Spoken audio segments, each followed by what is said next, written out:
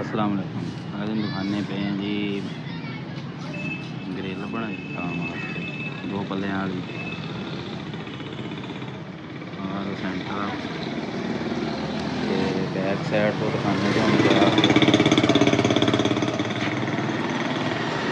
Back side तो जाली आला लगा दोनों पासों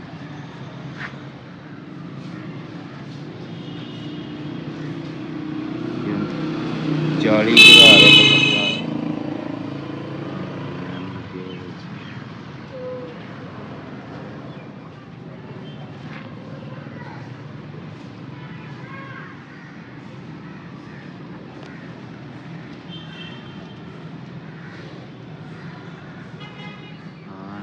काउंटर तैयार किया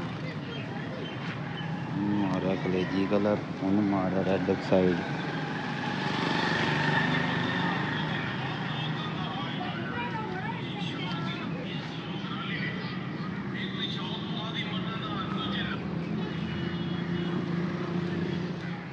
जे वीडियो पसंद आए लाइक कमेंट जरूर कर दो, मेरे चढ़ दो।